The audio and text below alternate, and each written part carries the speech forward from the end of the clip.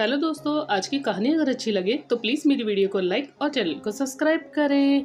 रिश्ते अगर झूठ से निभाए जाए तो एक ना एक दिन सच सामने आ ही जाता है।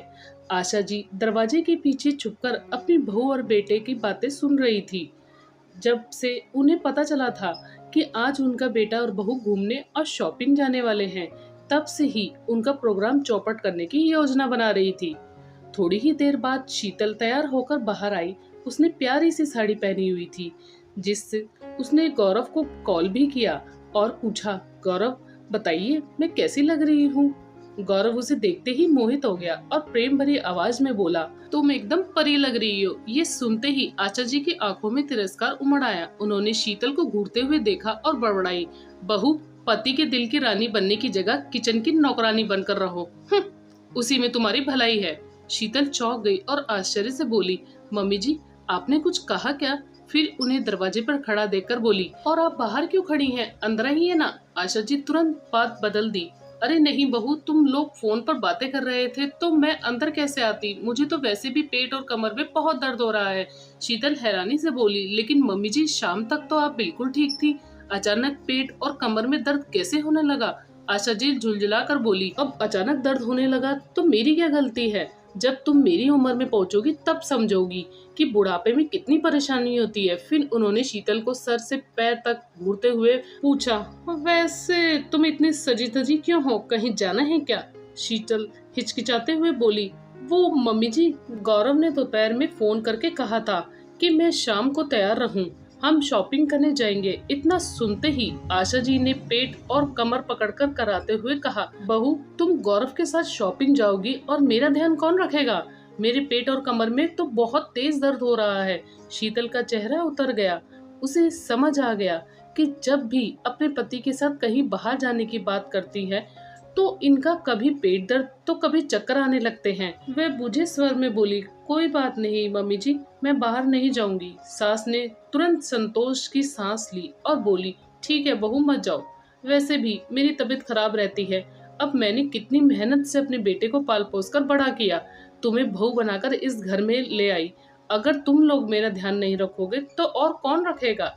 इतना कहकर आशा जी अपने कमरे में चली गई। शीतल का मन उदास हो गया। वह हमेशा अपनी सास के लिए अच्छा करने की कोशिश करती, लेकिन हर बार सास उसके खुश रहने के हर मौके को छीनने की कोशिश करती थी। फिर शीतल ने अपनी साड़ी बदल दी और थोड़ी देर बाद आशा जी की तबीयत पूछने और खाने के बारे में पूछने के लिए उनके कमरे में गई।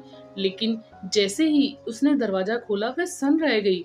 आशा जी खुशी खुशी अपनी बेटी से फोन पर बातें कर रही थी। आज मैंने पेट और कमर का बहाना बनाकर शीतल को शॉपिंग जाने से रोक दिया। ये सुनकर शीतल के पैर तले जमीन खिसक गई। उसकी आंखों में आंसू आ गए। वह अपनी सास के साथ एक प्यार भरा रिश्ता बनाने की कोशिश कर रही थी और उधर सास उसकी खुशियों को बर्बाद करने में जुटी थी। उसने तय कर लिया कि वह गौरव को सब कुछ बताएगी। शाम को जब गौरव घर आया तो शीतल को तैयार न देखकर हैरान रह गया। उसने पूछा, अभी तक तुम तैयार क्यों नहीं हुई? हमें लेट हो रहा है। आशा जी भी वहीं बैठी थी।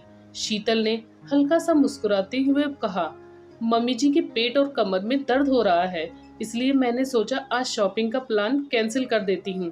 गौरव ने चिंता जताई और माँ की तबीयत पूछी, फिर अपने कमरे में चला गया। उसके पीछे पीछे शीतल भी अंदर गई। जैसे ही दरवाजा बंद हुआ उसकी आंखों में आंसू भर आए। वह रोते हुए पूरी बात गौरव को बताई। गौरव ये सुनकर चौंक कर बोला, माँ ऐसा क्यों करेगी?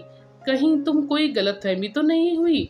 शीतल ने गहरी सांस ली और दृढ़ स्वर में कहा, मैंने खुद अपने कानों से सुना है जब मम्मी जी दीदी से फोन पर बातें कर रही थी। गौरव का चेहरा कठोर हो गया। अगर माँ झूठ बोलकर हमारा हर प्लान चौपट कर रही है तो किसी दिन जब सच में उनकी तबीयत खराब होगी तो हम कैसे यकीन करेंगे? तभी समोसे की खुशबू पूरे घर में फैल गई। शीतल चौंक कर बोली, अरे ये समोसे की खुशबू कहाँ से आ रही है? गौरव मुस्कुराते हुए बोला, मैं ऑफिस से आते वक्त गर्मा गर्म समोसे लाया था। सोचा था शॉपिंग जाने से पहले माँ के साथ बैठकर खाएंगे। चलो बैठकर खाते हैं। दोनों बाहर आए तो जो नजारा देखा उससे दंग रह गए। आशा जी डाइनिंग टेबल पर बैठकर मजे से समोसा खा रही थी। गौरव ठिठक गया और संदेह भरी नजरों से देखते हुए बोला, माँ, आपके पेट में तो दर्द था ना, तो फिर ये समोसा कैसे खा रही हो? आशा जी हड़बड़ा गई और जल्दी से बोली, अरे बेटा, शायद उस दिन गैस की वजह से दर्द हो रहा था। अब तो मैं बिल्कुल ठीक महसूस कर रही हूँ। गौरव बिना कोई जवाब दिए चुपचाप अपने कमरे में चला गया। शीतल भी बिना कुछ कहे रसोई में चली गई। रात में आशा जी ने आवाज लगाई, बहू, बहुत भूख लग रही है, खाना बना या नहीं? शीतल ने धीरे से जवाब दिया, मम्मी जी, खाना बन गया। आशा जी डाइनिंग टेबल पर आई तो देखा कि खाने में सिर्फ खिचड़ी थी। वह नाक सुकड़ाते हुए बोली, ये क्या बना दिया बहू? शीतल हल्के से मुस्कुराई और बोली, मम्मी जी, आपके पेट में दर्द है ना, इसलिए हल्का खाना ही बनाया और हम लोग भी वही खा रहे हैं। गौरव भी मुस्कुराते हुए बोला, हाँ माँ, आपके पेट के लिए खिचड़ी ही सही रहेगी। आशा जी कुछ नहीं बोल पाई और चुपचाप खिचड़ी खाने लगी, लेकिन उन्हें इसका स्वाद जरा भी अच्छा नहीं लग रहा था। रात में जब शीतल और गौरव अपने कमरे में गए तो शीतल ने हल्की आवाज में कहा, मुझे लगता है कि अब से हम कहीं भी जाने के प्लान को सीक्रेट रखना होगा, वरना हर बार इन्हें कोई ना कोई बहाना मिल जाएगा और वे हमारा रास्ता रोकती रहेंगी। गौरव ने हंसते हुए जवाब दिया, बिल्कुल सही कहा, अगली बार हम शॉपिंग के नाम नहीं लेंगे, बस इतना कहेंगे कि जरूरी काम से बाहर जा रहे हैं। दोनों ने एक दूसरे की ओर देखा और मुस्कुराए।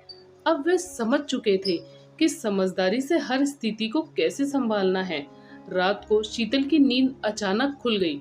गला सूख रहा था, इसलिए वह पानी पीने के लिए उठी। जैसे ही वे किचन की ओर बढ़ी, आशा जी के कमरे से धीमी धीमी आवाजें सुनाई दे रही थी। आशा जी ने किसी से फोन पर बात कर रही थी।